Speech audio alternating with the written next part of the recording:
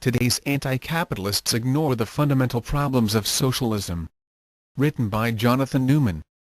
Originally published July 27, 2015 on Mises.org. Anti-market and pro-socialist rhetoric is surging in headlines and popping up more and more on social media feeds. Much of the time, these opponents of markets can't tell the difference between state-sponsored organizations like the International Monetary Fund and actual markets. But that doesn't matter because the articles in memes are often populist and vaguely worded, intentionally framed in such a way to easily deflect uninformed attacks and honest descriptions of what they are actually saying. In the end, they can all be boiled down to one message: socialism works and is better than capitalism. While most of it comes from the left, the right is not innocent, since the right appears to be primarily concerned with promoting its own version of populism, which apparently does not involve a defense of markets. Build bigger walls at the border, for example, is not a sufficient response to all profits are evil.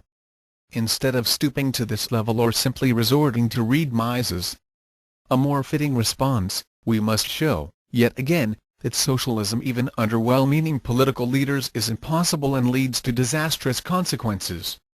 The necessity of profits, prices, and entrepreneurs. Socialism is the collective ownership, that is, a state monopoly of the means of production. It calls for the abolition of private ownership of factors of production. Wages and profits are two parts of the same pie, and socialism says the profit slice should be zero. The inherent theoretical problems of socialism all emanate from its definition, and not the particulars of its application. However, the supporters of socialism define collective as no exchange of the factors of production. And without exchange, there can be no prices, and without prices there is no way to measure the costs of production. In an unhampered market economy, the prices of the factors of production are determined by their aid in producing things that consumers want. They tend to earn their marginal product, and because every laborer has some comparative advantage, there is a slice of pie for everybody. If technological changes make certain factors more productive, or if education and training makes a laborer more productive, their prices or wages may be bid up to their new, higher marginal product. An entrepreneur would not like to hire or buy any factor at a price that exceeds its marginal product because the entrepreneur would then incur losses. Entrepreneurial losses are more important than many realize. They read just hits to the entrepreneur's bottom line. Losses show that on the market, the resources used to produce something were more highly valued than what they were producing. Losses show that wealth has been destroyed. Profits give the opposite signal.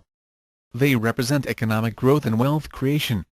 A profitable line of production is one in which the stuff that goes into producing some consumer good costs less than what consumers are willing to pay for the consumer good. As such, profits and losses are more than just important incentives, or cover in a conspiratorial capitalist class system. They are the only way to know that wealth is being created instead of destroyed in any line of production. Under socialism, there is a single owner that does not bid factors away from some lines of production and toward others. Nobody is able to say, with any shred of certainty, that a particular tool or machine or factory could be used to produce something else in a more effective way. Nobody knows what to produce or how much to produce. It's economic chaos. Without markets, we can know what or how to produce. Profits and losses guide and correct entrepreneurs in the process of producing things they expect consumers will demand. Without this information, including the costs of production specifically, entrepreneurs cannot engage in economic calculation, the estimation of the difference between future revenues and the costs of production necessary to gain those future revenues. Laborers are put to work in areas where they don't have a comparative advantage. Farmers are sent to factories, and tailors are sent to the mines. Workers are in the wrong lines of production and have the wrong tools. Every morning, the economy looks like Robert Murphy's Capital rearranging gnomes just ransacked it. The polished film brunette will lampoon situations like this throughout the movie, with consumer and capital goods in the most unlikely places. A butcher pulls an automobile clutch cable out of his freezer, and gives it to the main character, who pays for it with information on the whereabouts of a double buggy for someone's newborn twins at the flower shop, obviously. So the failure of socialism is not conditional on the culture, time, or place of the victims. Socialism is flawed at its core, the collective ownership of the means of production. As such, there is no way to enact a functioning, growth-inducing version of socialism anywhere. In practice, however, the theoretical problems of socialism give way to civil unrest, which is met with state force and results in a death toll higher than any official war ever fought. Without profit motives to produce, quotas must be put in place. With quotas, even in the cases where workers don't lie about their production, chaos still reigns. For example, if a nail production quota is based on the number of nails, workers produce a lot of tiny, unusable nails.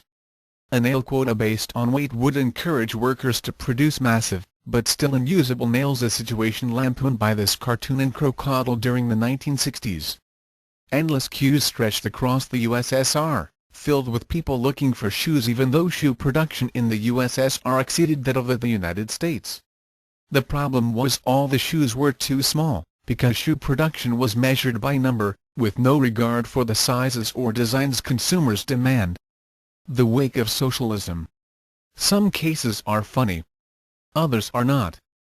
About 7 million people died of starvation in the USSR just in 1932, three middle-of-the-road estimate based on manipulated data. The authors of the Black Book of Communism 1999 estimate the deaths of close to 100 million people are attributable to communist and socialist regimes. That's more than 200 times the number of the United States deaths in WWI, and the case could be made that their deaths are attributable to socialism, too. Even today, in Cuba, the average wage is about $20 a month. In North Korea, civilians are routinely rounded up by the dozens for public execution for the crime of watching South Korean TV smuggled into the country. When people are hungry and unhappy, the state cannot survive if the people know others are better off. The state uses propaganda, misinformation, and censorship to make an already captive citizenry even more confused and submissive. So count me surprised to hear fresh calls for socialism in 2015 if the strong economic calculation argument and astronomical death toll haven turn the left off of socialism. I don't know what will. The idea is both bankrupt and deadly in both theory and practice.